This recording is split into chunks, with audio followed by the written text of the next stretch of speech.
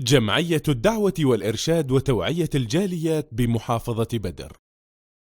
আসসালামু আলাইকুম ওয়া রাহমাতুল্লাহি ওয়া বারাকাতু। আলহামদুলিল্লাহ ওয়াসসালাতু ওয়াসসালামু আলা রাসূলিল্লাহ ওয়া আলা আলিহি ওয়া সাহবিহি ওয়া মান ওয়ালাহ ওয়া বাদ। সুপ্রিয় মুসলিম ভাই ও বোনেরা, আমাদের এক বন্ধু প্রশ্ন করেছেন যে হাতের বা পায়ের নখ বড় করে নামাজ আদায় করলে নামাজ হবে কিনা।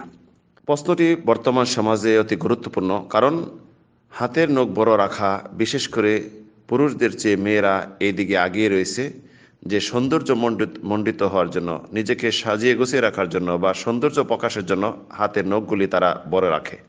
রাসূল সাল্লাল্লাহু আলাইহি সাল্লাম সীমা নির্ধারণ করে দিয়েছেন হাতের নখ অথবা পায়ের নখ এমনইভাবে লোম, যেমন বগলের নিচে বা নাভির নিচে যে লোমগুলি রয়েছে, এই সমস্ত জিনিস 40 দিনের বেশি অতিবাহিত যে না হয়, 40 দিনের পূর্বেই যেন এগুলি কেটে ফেলে।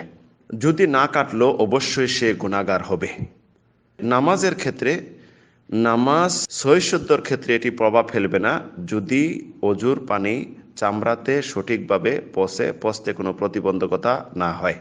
তবে এই অবস্থায় যে নামাজ পড়ে তারপরও সে পাপিষ্ঠ হবে, গুনাহগার হবে, কারণ সঠিক সময় সে এই সমস্ত জিনিস পরিষ্কার পরিচ্ছন্ন করেনি।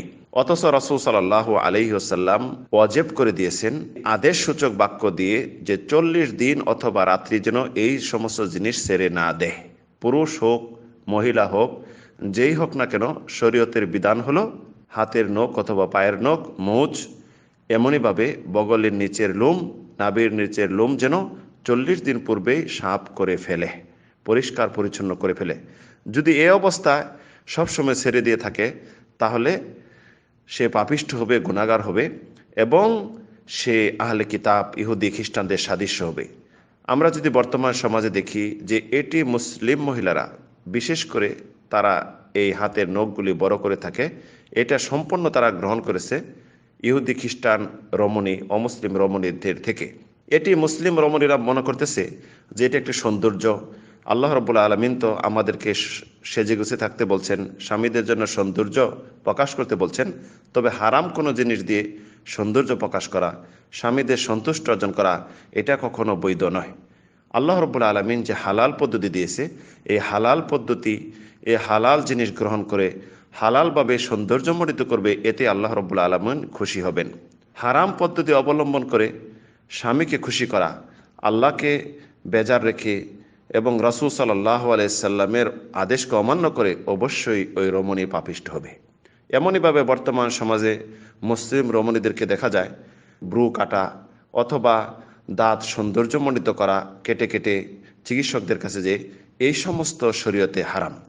এই সমস্ত দিক গ্রহণ করে নিজের সৌন্দর্য প্রকাশ করা, স্বামীও যদি চায় তাহলে এটা মাসিয়াতের গুনার অন্তর্ভুক্ত হবে।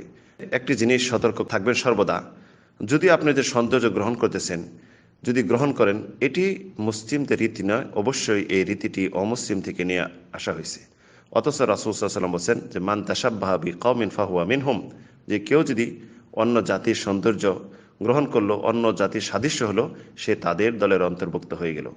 আপনি যদি এটি সাদৃশ্য গ্রহণ করলেন, দেখা যায় অন্য দিক দিয়ে গ্রহণ করলেন, আস্তে আস্তে তাদের সব যখন ভালো লেগে যাবে, তখন দেখা যাবে আপনি তাদের পথ মত সবগুলো অনুসরণ করে মুসলিম থেকে ছিটকে পড়ে যেতে পারেন। তাই আসুন আমরা কোরআন এবং সহিহ হাদিস গ্রহণ করি, আল্লাহ এবং রাসূলের কথাকে আমরা মেনে চলি এবং এটি দুনিয়া এবং আখিরাতের কল্যাণ হিসাবে আমরা গ্রহণ করি। আল্লাহ তৌফিক দিন। আমিন, আল্লাহুম্মা আমিন। ওয়া আখিরু দাওয়ানা আলহামদুলিল্লাহি রাব্বিল আলামিন।